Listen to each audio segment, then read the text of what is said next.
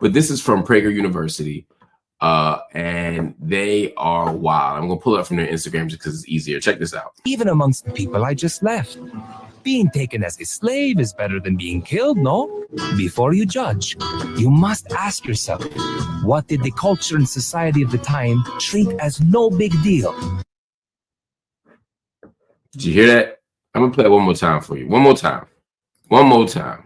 Slavery is as old as time and has taken place in every corner of the world, even amongst the people I just left.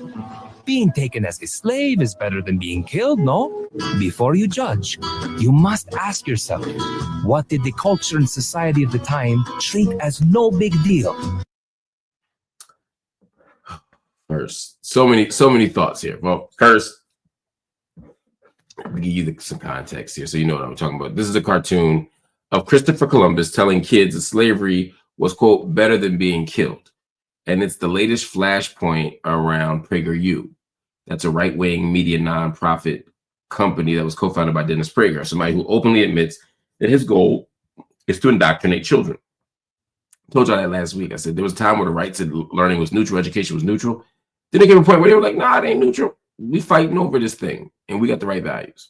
Anyway, the clip, which was shared by D.L. Hughley, as you saw, frames slavery as, quote, no big deal for its time, and is part of a pattern of Prager content that downplays Native American history, specifically settler colonial genocide, violence more broadly, denying climate change, and pushing Islamophobic narratives. Now, despite the backlash against Prager, and Prager has been nasty for years. Just to give y'all some context for those that don't know, like Candace Owens was originally on Prager. Before she was on Daily Wire, she was on Prager.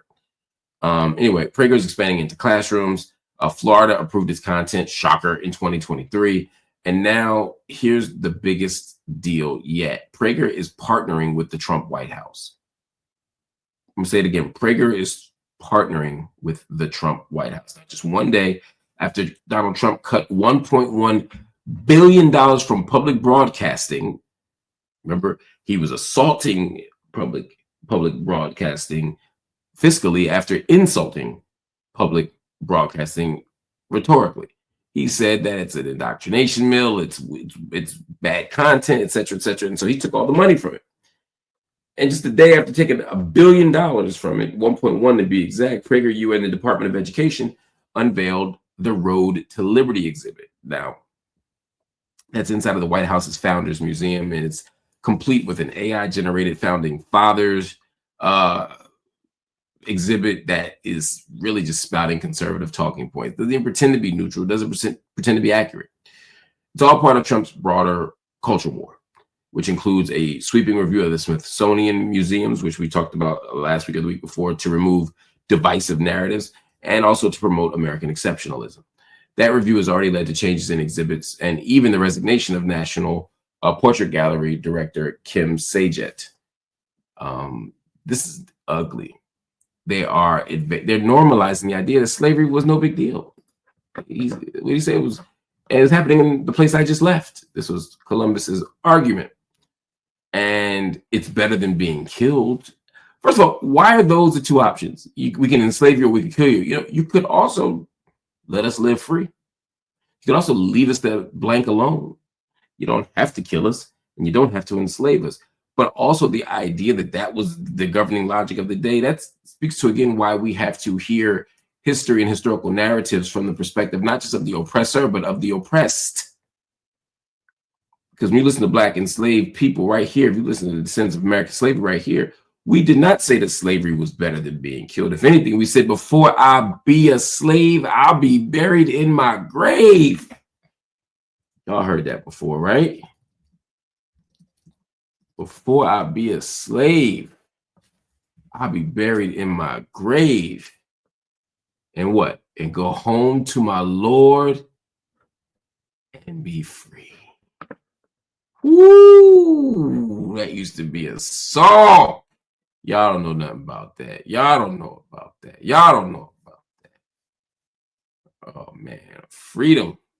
Freedom, oh, freedom over me. Oof. Oof. Anyway, don't get me excited about that. So you have me running around this room shouting. It used to be called old preaching, by the way. I don't know if y'all know that. Before it was Before it was called old freedom, it was called old preaching. Oh, preaching, oh, what preaching, oh, what preaching over me.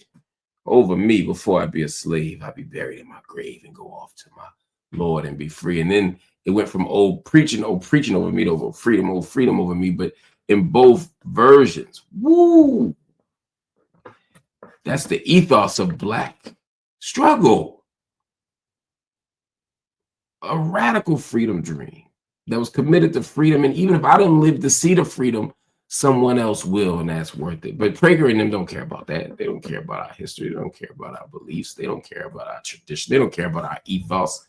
They don't care about our resistance. They want to not just extinguish it, they want to erase it.